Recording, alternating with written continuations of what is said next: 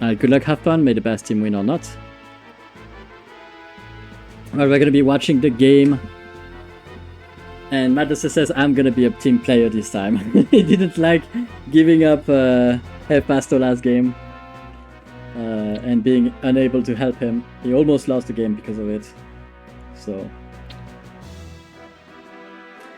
Alright, we're going to be watching the game. We have Mr. Haephasto in green playing the Courtier's Human. He's starting here at the top right corner of the map. His partner is Mr. Madluster at the top left side in orange, playing the Alterac Humans. Against them, we have the mighty teams composed of Mr. Nighttime in white playing the Daran Humans. He's starting right there at the bottom left corner, and his partner is Mr. Paolo in blue playing the Stormweaver Orcs. He is starting right there at the bottom right. So on the right side we have the two weaker players in the likes of Mr. Paolo and Haephasto.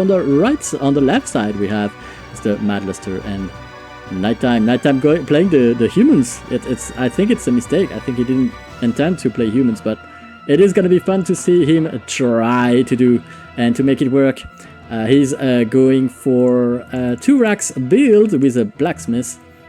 Whereas we can see that Madluster is going for the 1 rack just now, and he's not really building anything else. No blacksmith. Oh, actually, never mind. The blacksmith was right there. I just forgot how to move my camera because in Scrap I didn't move it. Anyhow, this is how we are doing it right now. And if we look at the right side here, we can see that in the base of Haephasto.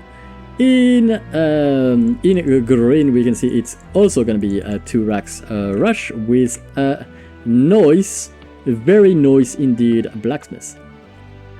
If you look at the base of Paolo in blue, we have the 2 racks over here and the nice blacksmith as well. So everybody is basically going 2 racks, and that's going to be quite fun to see what happens to everybody, but,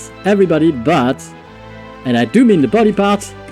Everybody but Madluster. Madluster is the only one that keeps the 1 racks going. I think Madluster doesn't want to cut on his peon production, and that's why he's keeping the 1 racks. It's a little bit risky, but on 2v2 I think that's going to be fine. And he says kill someone's gold mine, blah blah blah blah blah. No, I'm not going to do that, Goblin. I'm sorry. So I'm too much of a professional. I'm a professional caster, Goblin. The best you've ever seen. So I would never do that. Like, who does that? I mean, come on. But you did that to me. Yeah, but that's different. That's you. That's different. That's a special thing, you know. Putting your gold on fire is to make you feel special. You actually kill my gold mines. Sometimes I do kill your gold mines, that's true. But that's also to make you feel very special. Alright, so that is what it is. The orange player has found Nighttime over here. There's a little bit of a skirmish over there as well. You can see that the armies of green and orange, Mr. Madluster and Haephasto, are finding the choke point broken here from Nighttime, and so Paolo is trying to reinforce it, but it's too late. The grunts are coming one by one, and they are coming in a bad situation. Oh my god, the build of Nighttime. Oh no, Nighttime, what are we gonna do? What are we gonna do, Nighttime? This is awful, this is horrible, what are we gonna do? No. Haephasto rushing so hard, he has so many troops right now.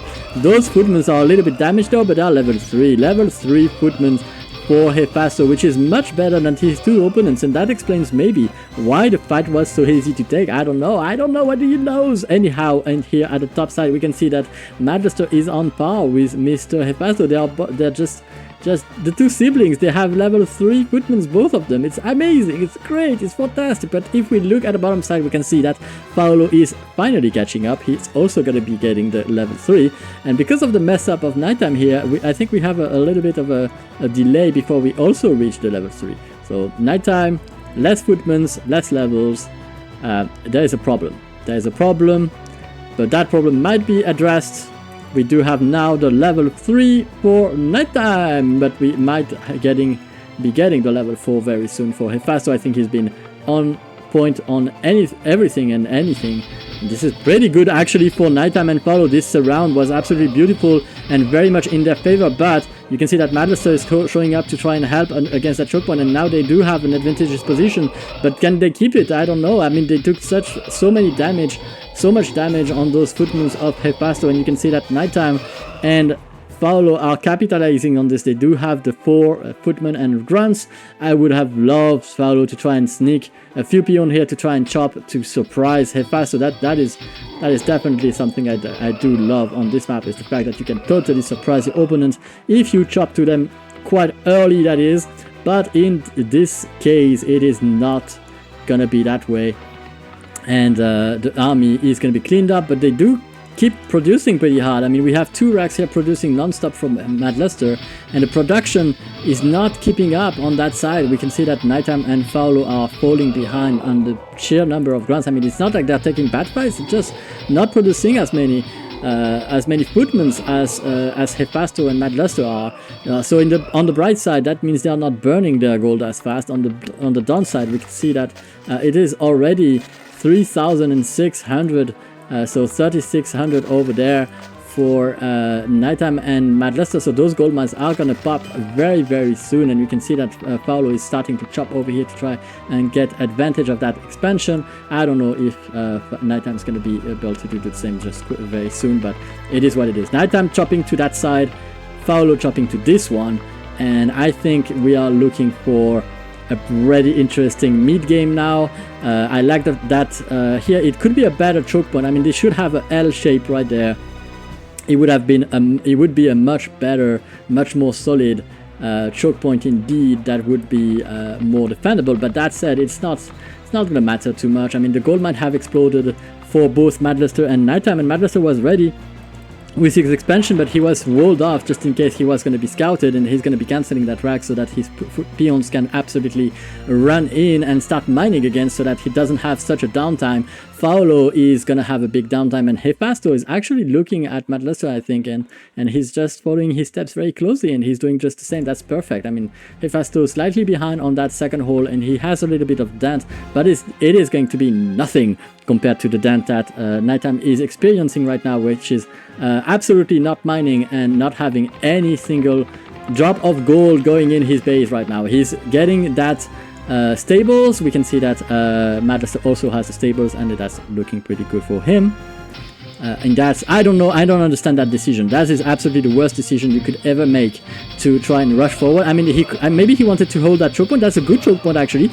Very, very good choke point indeed. That is going to be grinding those footmen from Haephasto, but the problem is, you can see he actually chopped out, and Madluster just realizes that, and he's going to send his army over here, and Nighttime just trying to plug that hole, but it is not going to work like this. It's not working, and he's going to lose peons without starting to mine anywhere. So he's losing way too much peasant over here, and although Paulo is doing really good, I mean, Paulo is on point.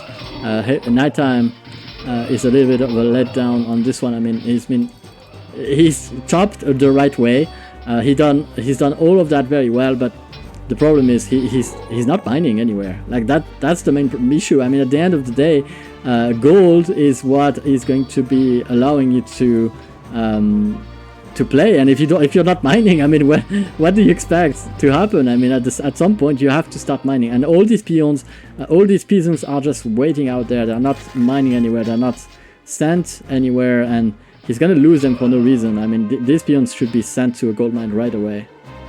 They are going to be sent to the bottom one. I think that's a clever move, because he knows this is sin. I don't know if they are going to move on there, but they probably should. But the thing is, this is once those peons. I mean, I don't know. It's what it is. Paulo is going to be attacked here by Haephasto. Paulo still on. He has the stronghold, but he doesn't have an ogre mount, and so he's still on grounds. He should be maybe building an ogre mount, but he's chopping the wood. Maybe he didn't have the wood just yet. Still making a lot of grunts. That said, we can see that Madluster is now on knights, and oh my god, he has enough to win the game right there. Right there, that's enough knights to win the game, unfortunately. And even if Paulo has played very, very well, I'm sorry. I think I think it is game. I mean, we need an Ogre Mound, and Nighttime is going to be scouted over here as he's trying to mine this. He's making some knights, but this is going to take a long time for him to match the number of Mad Luster, and he lost a lot of peons too. I mean, these towers are also going to do a lot of damage. Still no Ogre Mounds for Haephasto. What are we waiting for? Okay, there we go. We're waiting for this. I would have loved the Ogre Mound to be built over here and a hole inside, just to secure that extra expansion, because that actually could be very well mattering. What do you know? What is Mad Luster doing at Nighttime? Mad Luster is just trolling Nighttime at this point. Mad Luster is just trolling him with towers. I hope it bites him back, because you can see how many knights Mad Luster has. I mean, he's slacking right now. If he sends that army, if he right-clicks with all the knights down there, he won the game. That's it. That's GG. He just needs to right-click with his army, and that's it. That's game. There is no killing those knights, and Nighttime, although he has the expansion, he doesn't have any army right there. Any army at all. And I don't understand that keep. I don't understand that keep. I think that he misclicked. He already has a keep. It's a total misclick right there. Okay, we do have ogres for Haephasto, but we don't have enough racks to produce, and we are still very far away from a fortress, which is unfortunate, because I think he needs lust to win. Can sell that second keep, man. You have gold.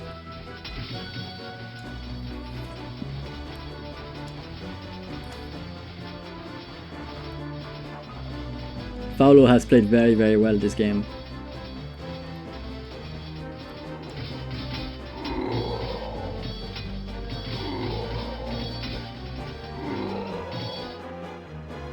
GG.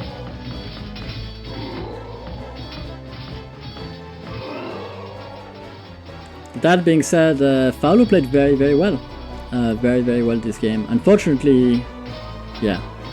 That's all I can say. I can say Haephasto played well. Haephasto played very well. I'm very impressed. Good decision, good timings. A little bit of a late expansion, but still good enough. And yeah, good transitioning as well. I mean, Haephasto played very, very well. Absolutely nothing to say there besides that.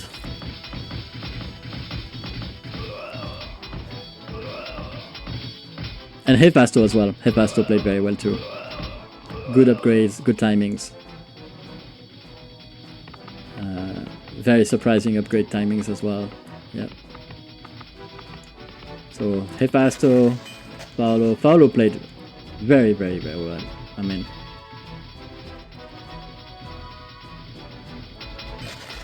I really like what I'm seeing.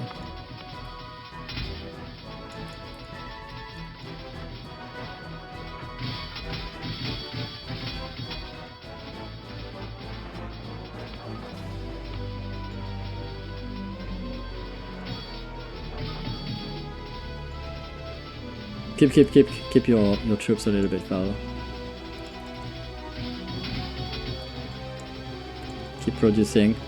Maybe make an ogre mound in advance. But what you need is altar.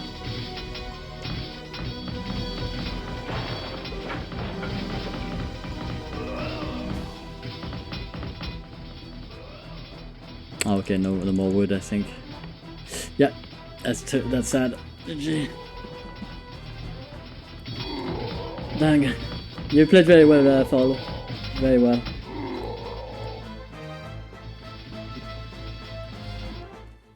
GG indeed. A few mistakes from Nighttime that are not even worth mentioning. I think Nighttime knows very well what the mistakes he